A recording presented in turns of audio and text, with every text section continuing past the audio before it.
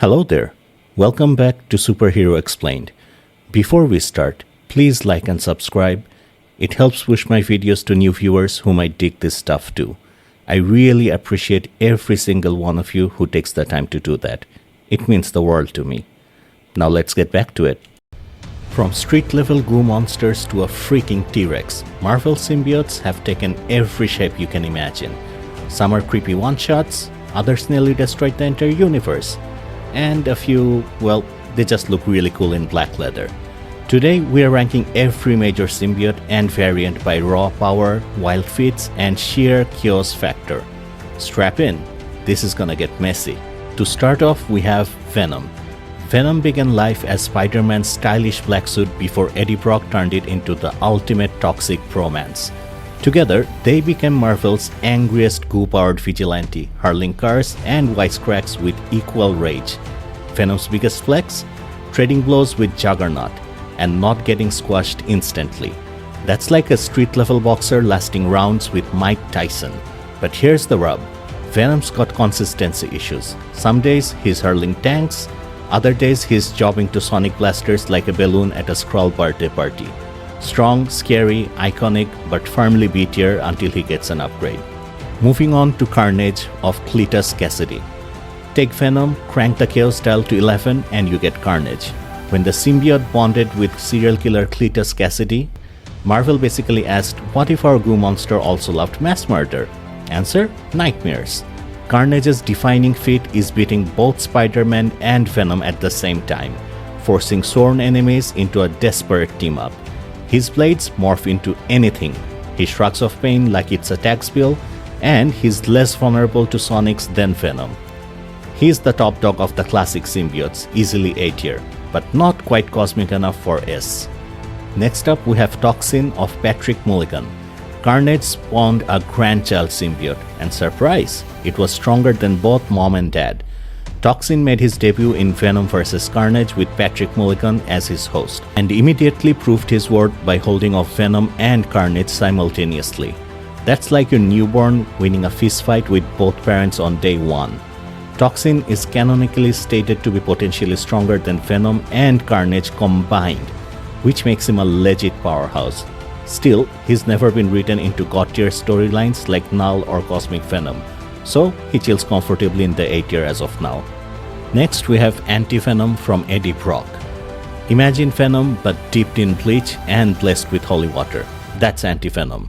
Born when Eddie Brock's body mixed with Martin Lee's powers, Anti-Venom cleanses disease, heals wounds, and worst of all symbiotes. His touch burns them like a cheap garlic knot on a vampire. His coolest feat is neutralizing Mac Gargan's Venom mid-brawl, stripping the symbiote right off him. But outside symbiote on symbiote fights, he's not exactly punching Galactus. Definitely a utility god, but pure strength, not so much. Solid B tier, nightmare fuel for Venom, but not for Thor. And now we have Flash Thompson's Agent Venom. What happens when America's favorite war vet straps on the goo suit? You get Agent Venom, a symbiote super soldier. Flash Thompson's military discipline tamed the creature and gave us tactical Venom, rocket launchers, stealth ops, and cosmic adventures with Guardians of the Galaxy. His highlight reel includes taking down Crime Master's forces solo, and later serving as Earth's go-to heavy hitter during the Guardians run. He's way more reliable than Eddie in terms of teamwork, and with symbiote weaponization on tap, he easily outranks standard Venom. That lands him squarely in the A tier, if Captain America was goo slot. Up next is Cosmic Venom. Okay, now we're talking. Eddie Brock bonded with the Enigma Force or the Captain Universe powers and basically went Super Saiyan. Cosmic Venom wielded godlike energy projection, matter manipulation, and enough cosmic mojo to smack down Knull himself. The receipts in King in Black number 5, Cosmic Venom wields both Mjolnir and Silver Surfer's boards simultaneously and literally kills the god of symbiotes. That's not A tier, that's S tier, the top of the food chain, the hold my beer while I delete a god level. And now we have Donna Diego's Scream. Scream was one of Venom's 5 kids cooked up by the Life Foundation in Venom Lethal Protector, and easily the loudest of the bunch, literally. She whips her sonic hair around like she's front row at a Metallica concert. In Venom Separation Anxiety, she actually fights Venom one-on-one and holds him off, which none of her siblings can really brag about. Donna Diego's Scream later got more shine than the rest, even picked up by Andy Benton with some demonic upgrades. She is the final girl of the Life Foundation crew. Impressive compared to her siblings, but in the grand scheme, she's comfortably C tier. Next is Agony. If the Life Foundation symbiotes were a boy band, Agony would be the member nobody remembers.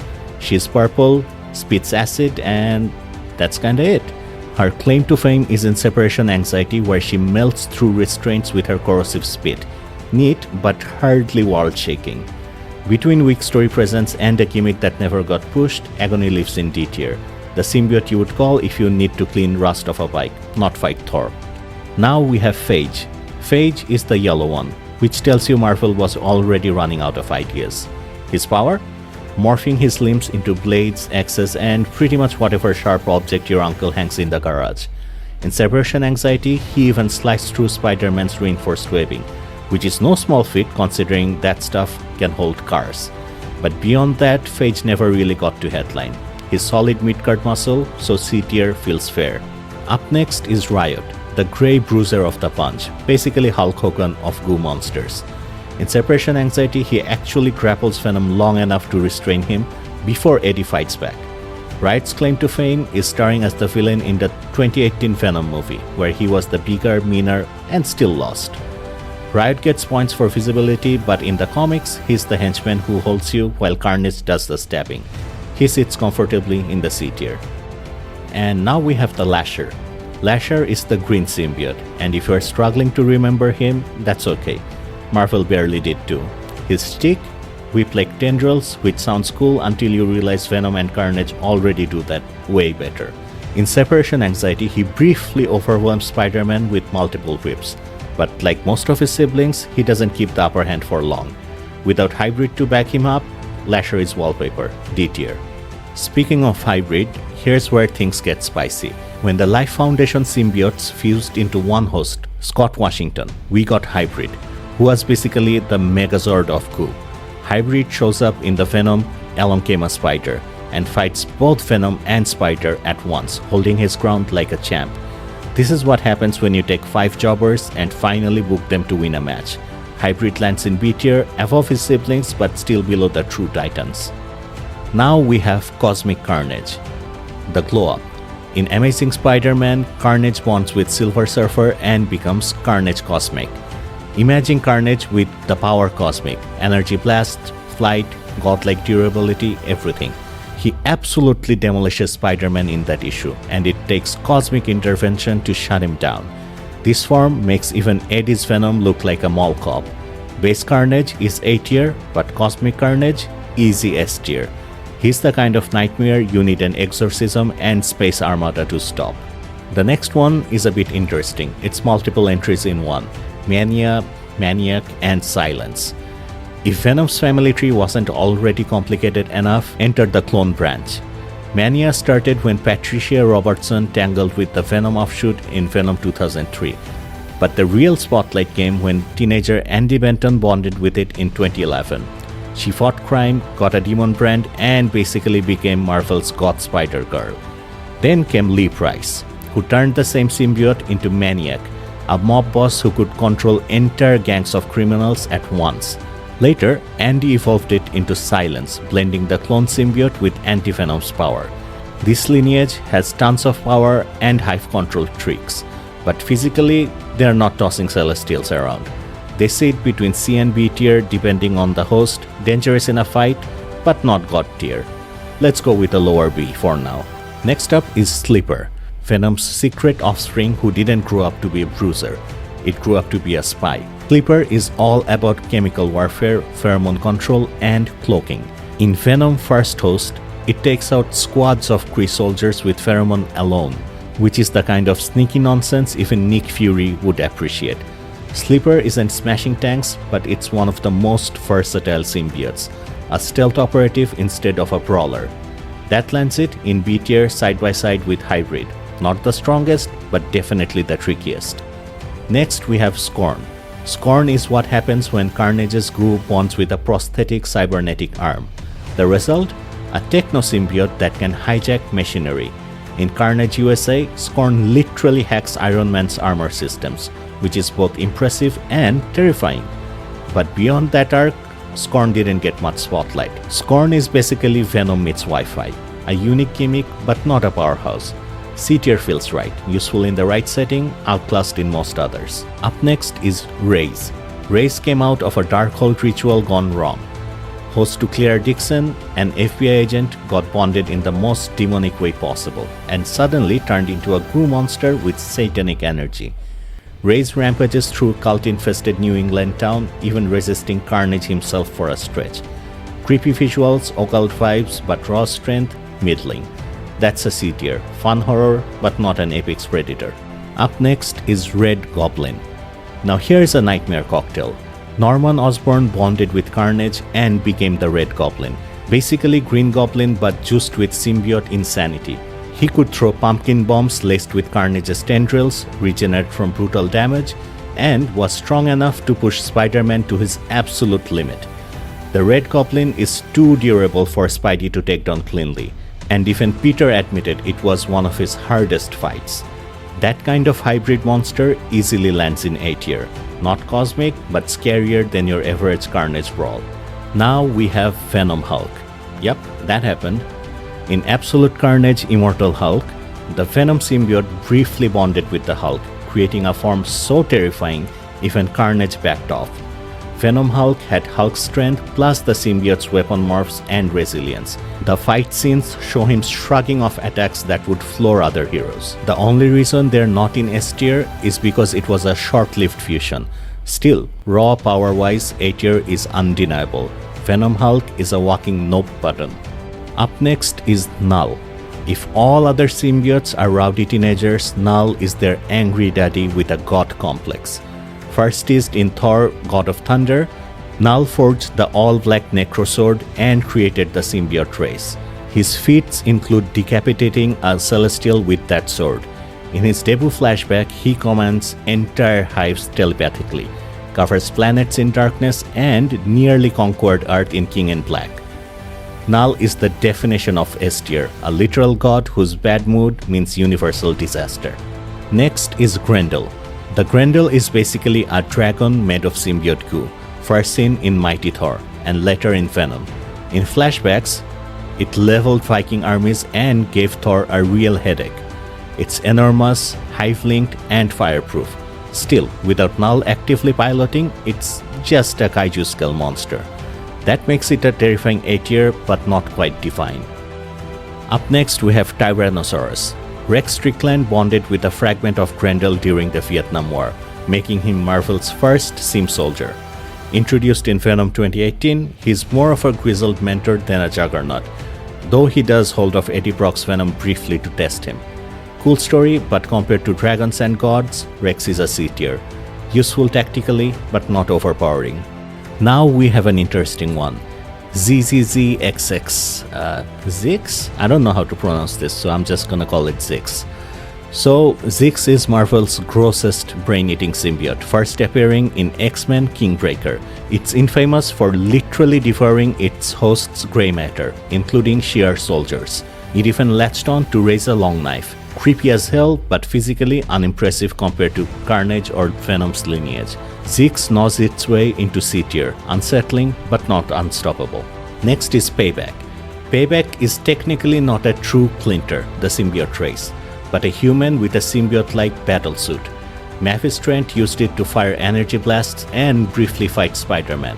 Unfortunately, she never stuck around, and her symbiote was more cosplay than God tier. Payback is D tier. Interesting footnote, not a real contender. Next is Dark Carnage. If normal Carnage is scary, Dark Carnage is nightmare fuel.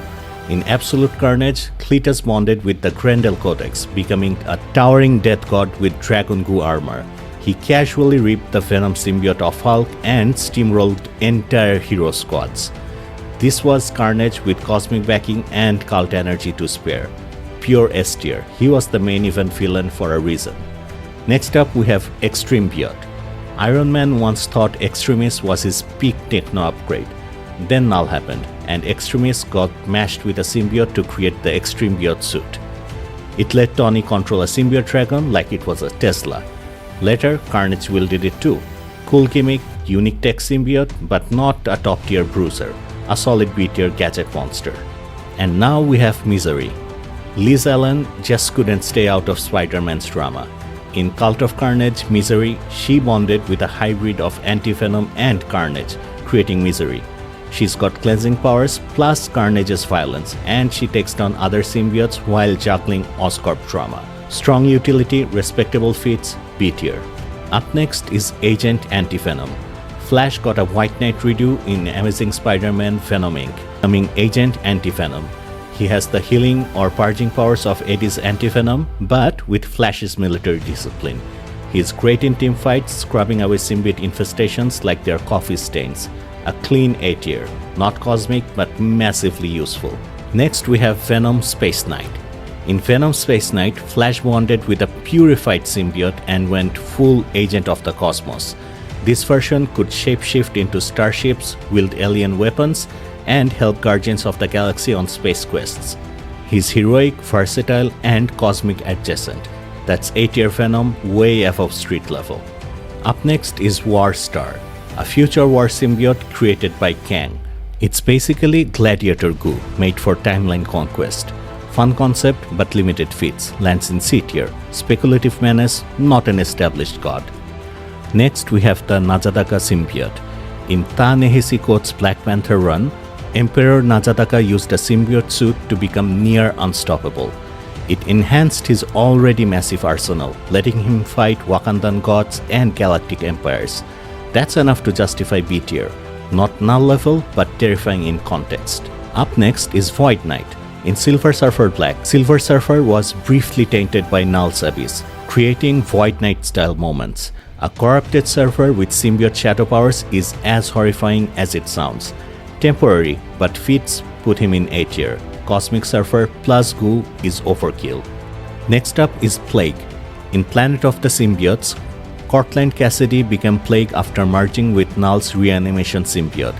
Basically a zombie symbiote with rot powers. Creepy, thematic, but hasn't proved itself beyond gross body horror. C tier. Next we have Sliver. Natasha Romanoff briefly bonded with a new symbiote called Sliver in the Venom War era. It gave her enhanced stealth and lethal edge in spy ops. It's too new to scale higher, but by virtue of its Black Widow with goo powers, it's a decent C tier. And now we have Venomsaurus Rex. Yep, it's real. In Old Man Logan, the Venom symbiote bonded with a T-Rex and terrorized the Westland. It literally chased Wolverine and Hawkeye across the desert. Giant dinosaur plus symbiote equals instant cult classic. Limited but hilarious, B tier. Next we have Spider-Carnage. When Ben Reilly bonded with Carnage in Spider-Carnage stories, he became a warped multiversal threat. In some arcs, he nearly destroyed entire realities. Wild, unstable, and strong enough to terrify Spider-Man across timelines. That's A tier, no question. And finally we have Venompool. Deadpool plus the Venom symbiote equals Chaos squared. From What If, Venom possessed Deadpool, and later the Venompool stories, this fusion was fourth wall breaking, ultra-violent, and nearly unkillable. He's less about cosmic feats and more about sheer unpredictability. Solid B tier. Partly for the meme value, partly for actual combat chops. And that's our symbiote showdown, from D tier jobbers to S tier gods of slime. Did your favorite land higher or lower than you expected? Let us know down in the comments, and don't forget to hit subscribe for more deep dives into Marvel's wildest, weirdest corners. Until next time, remember, if the goose starts whispering in your ear, maybe don't listen. See you next time on Superhero Explained.